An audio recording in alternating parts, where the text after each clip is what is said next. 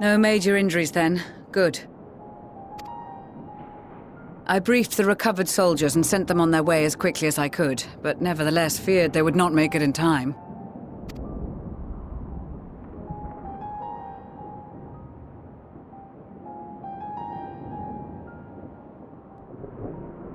The additional support was invaluable.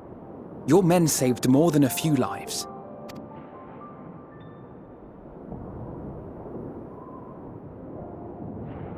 Though not all, I regret to say.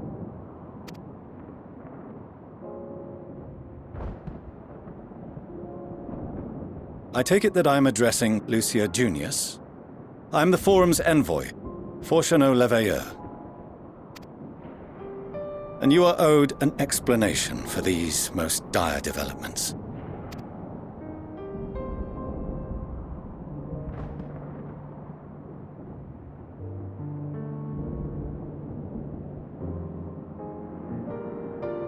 Another trial wrought by the final days. I was beginning to suspect as much. You doubtless feel some consternation having been forced to abandon your original plan. But trust me when I say you were right to send the refugees elsewhere. Beasts have been sighted within the capital. Perhaps it was a stroke of grim fortune that the population was decimated beforehand, as they've yet to appear in any great number, but in time. In any case, Maxima leads the remainder of the contingent in an effort to cull the creatures and evacuate the populace as we speak. Once the airships are taken to the skies, I pray your men can be persuaded to join him. You'll permit us to retain our weapons? I wouldn't have sent you after the Scions were I expecting you to stab them in the back. And I, for one, would not consider past transgressions more relevant than future contributions. Regardless of the circumstances that saw us at odds before, we need men of courage now, more than ever.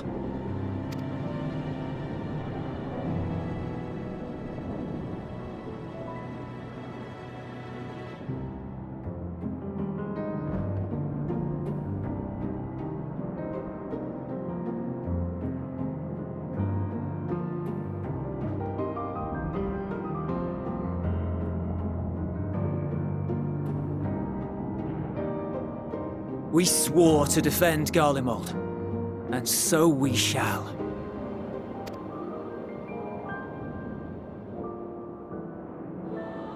It seems you have everything under control. You will excuse me then, for mine own duties await. A moment, Master Fortuneau. You did desire to express your appreciation for services rendered, did you not? I did. Though if you intend to again ask that Charlian alter its course, you will find my gratitude insufficient. 'Tis nothing so onerous. I wish to hear the details of this grand endeavor of yours.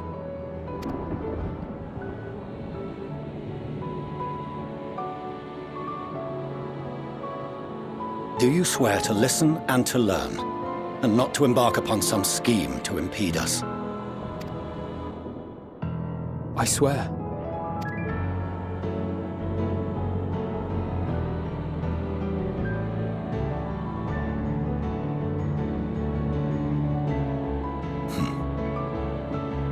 Any other I would doubt, but you I trust to keep your word. For not once have you broken it. Very well. I will request that the Forum make you privy to our plans. You may await our summons at the Baldessian Annex, assuming the decision is in your favor. Does that suffice? It does. You have my thanks. Excellent. You can regale us with tales of your most recent sojourn to the First while we wait.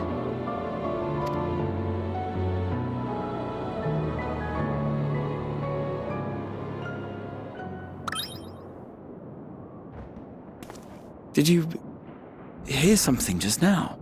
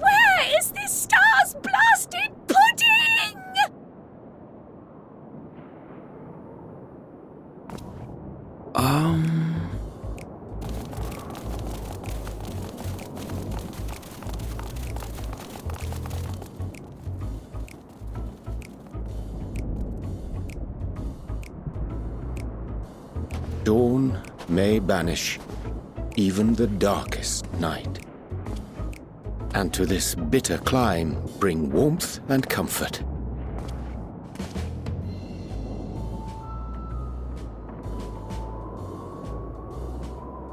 'Tis heartening to see such an assembly upon my return. I thought often of you whilst I looked down upon our star's brilliance from the moon above. Yes, but what are you doing here? And dressed like that? Aren't you cold? Verily, I fear for my health should I proceed to expound upon our purpose ere I procure more suitable garments. Then allow me to summarize. We're here because none of you lot are up there. Nor has anyone deigned to send word about any changes in the plans. It's rude, is what it is. At least that's what I thought at first, but then folks got to wondering if you weren't in a spot of bother, so we decided to take matters into our own hands. Come down here and help, if our help be needed. So she says, but it's also something of a convenient excuse to visit Etheris. Urianger made it sound absolutely marvelous. More so before the impending doom, but still.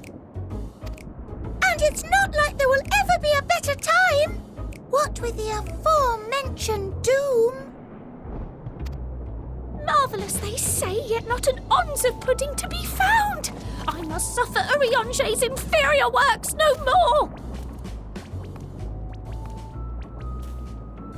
Hey! Maybe consider the plight of present company before you go blathering on about pudding and doom? Ahem. As I was saying, should you require any assistance with whatever, we are at your disposal. We were born from Heidelin's love for the lives of this star, so naturally we would much prefer to see them continue. Twiddling our thumbs up on the moon is hardly conducive to that, though, is it? Aye, not when you've all got such precious thoughts and feelings and hopes for the future deserving of more active preservation. Speaking to Urianger made us realize that while we've carried out our duties to the letter, we've failed to fulfill them in spirit. From there, it was just a hop, skip, and a jump towards resolving to do better. So please, show us how. Help us help you.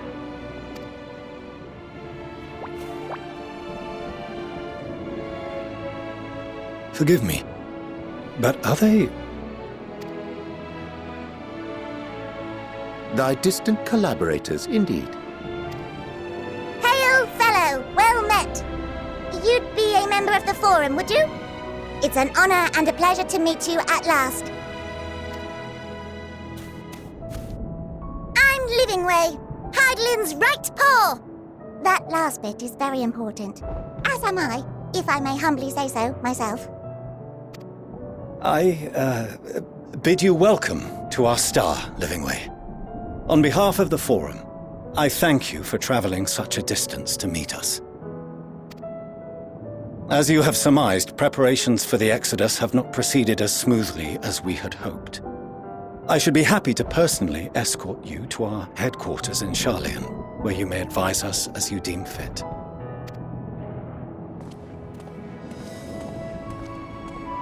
'Twas with reluctance that I set aside the great work of readying the moon for habitation. Be assured that I did so only after the Lopporits made plain their earnest desire to come hither, and I myself felt a growing certainty that their contributions here would prove invaluable. 'Tis trite, perhaps, but I followed my heart.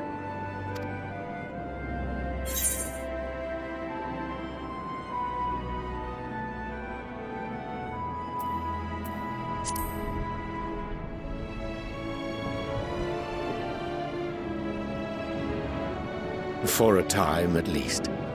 Nevertheless, 'twas worth the journey to find present company well.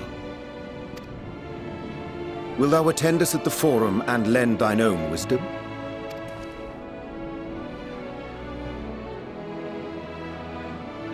If that's all quite settled, can we start moving before Urianger catches his death? Even I'm freezing out here. Oh, I dare say you'll warm up quickly once you're aboard the airship. Sat shoulder to shoulder with our fur-covered friends.